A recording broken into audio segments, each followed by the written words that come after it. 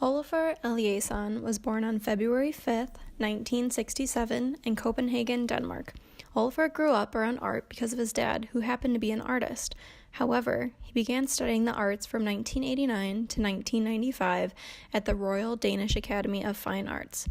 After he graduated, he founded and opened up his own studio called Studio Olafur Eliasson in Berlin in 1995. The studio is composed of more than 100 team members, including craftsmen, cooks, architects, researchers, and much more. In 2016, he was asked to create a network of installations at the Palace of Versailles in France. He is currently living between Copenhagen, Denmark, Berlin, and Germany. Many of his pieces can be seen at the Museum of Modern Art in New York, the National Gallery of Art in Washington, D.C., and the Kunstmuseum Basel, and many others. Olafur is well known for his sculptures and large-scale installation art. The main materials Olafur likes to work with are water, light, wind, and temperature. He uses these elements to enhance the viewer's experience. All of Olafur's materials used in his art are nature-based. You will rarely ever see him holding a paintbrush. He encourages the viewer to reflect on the understanding and perception of the physical world that surrounds us. The driving force behind Olafur's artwork is the interaction with the natural environment, along with perception, movement, and personal experience. His installations are rooted in a belief that art can create a space sensitive to both individual and collective. As stated by OlafurEliasson.net, his practice engages the broader public sphere through architectural projects, inventions in civic space, arts education, policy making, and issues of sustainability and climate change. One of Olafur's main projects in 2016 in representing climate change was the installation art called Ice Watch. Ice Watch is comprised of 12 large blocks of ice that were from the Greenland ice sheet and set up in a clock formation. This formation has been set up in two prominent public places such as the Place du Panthéon in Paris, as well as the City Hall Square in Copenhagen. Olafur designed this work to raise awareness of climate change to the people by watching the melting Arctic ice. According to theartnet.com, Olafur's practice has been compared to Robert Irwin and James Turrell for his interest in the reflexive qualities of the audience and his attention to light. However, not all of Olafur's art is created using natural materials. His fascination for geometry is what seemed his love for all things circular or spherical. He claims that they have powerful and almost cosmic dimension. Olafur's interest in spheres has led him to creating and designing unique pieces that are mostly found in museums in contrast to many of the installation art he designs among the environment. One piece of famous artwork created by Olafur Eliasson was the Weather Project, which was created in 2003 in Turbine Hall. The representations of the sun and sky are what dominate the stretch of Turbine Hall in Tate, London. There is a fine mist that Olafur uses to create an eerie feel, as if it is coming from outside.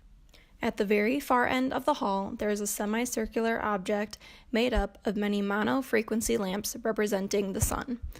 Olafur views the weather as an encounter with nature that can be experienced from the city.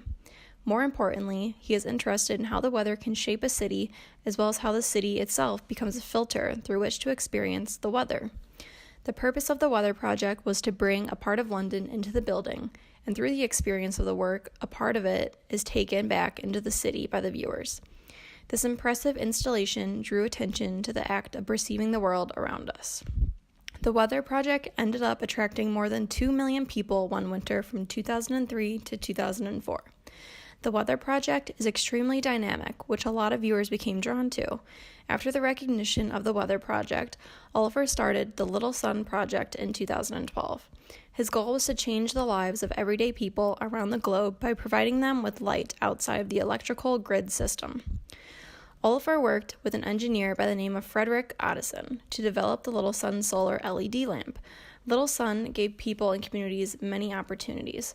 Children were able to stay up at night and study, families could cook together, and businesses could remain open even after dark. Another popular piece of art by Olafur is called Green River from 1998. Instead of bringing the environment indoors, Oliver decided to work with the environment directly.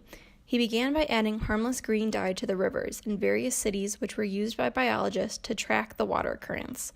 As stated by the artstory.org, Oliver quotes, "What the green dye did, in my view, was it made people aware of their everyday surroundings in a new way. Not just the river, which suddenly appeared different, but the town or landscape it was flowing through.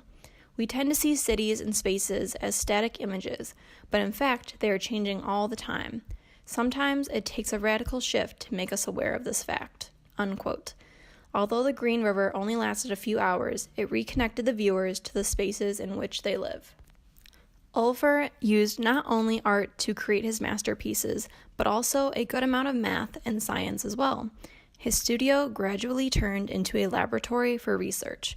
It includes a team of roughly 90 specialists in the field of architecture, engineering, design, and craft work. Another one of Olafur Eliasson's major pieces of artwork is the New York City waterfalls, presented in 2008. These structures were found in 4 separate locations, including the Brooklyn Bridge, Piers 4 and 5, Pier 35, and one on Governor's Island. The waterfalls were 30 to 40 meters high and were built using pumps, hoses, and scaffolding. Although Olafur's artwork never got much criticism, a man by the name of Scott Stanford noticed otherwise, as mentioned in a New York Times article. One of the waterfalls was located right outside of the River Cafe, which happened to be a popular scenic restaurant.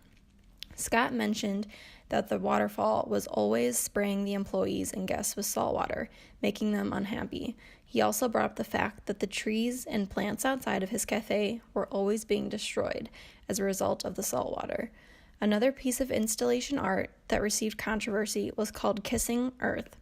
Kissing Earth was to be placed in front of the new Central Station in 2015, but very quickly became controversial. The globes were going to be made up of reflective material to allow them to be illuminated at night. Olafur's goal was to show a connection between local and global issues. There was a poll created by the Algemeen Dagblad newspaper that showed not everyone was excited. Many preferred another statue in place of the globes, while others simply just did not want anything there to distract the design of Central Station. I find so many things about Olafur's artwork to be extremely interesting.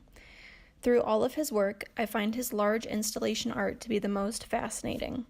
The materials he uses are great ways of connecting nature to the viewer and building that connection to the outside world. What also intrigues me is how humble Olafur is and how he is always using art as a way to build relationships and demonstrate the environment in a unique way.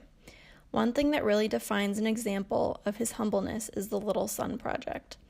Olafur isn't focused on any specific race, ethnicity, or gender when creating his art. His focus relates to individuals across the globe, no matter their identifying qualities, and how we can all make our world a better place to live. As you can see, Olafur Eliasson is one of many unique artists with creative underlying qualities. His work reaches out to the hearts of his viewers and establishes relationships to the environment in which we live.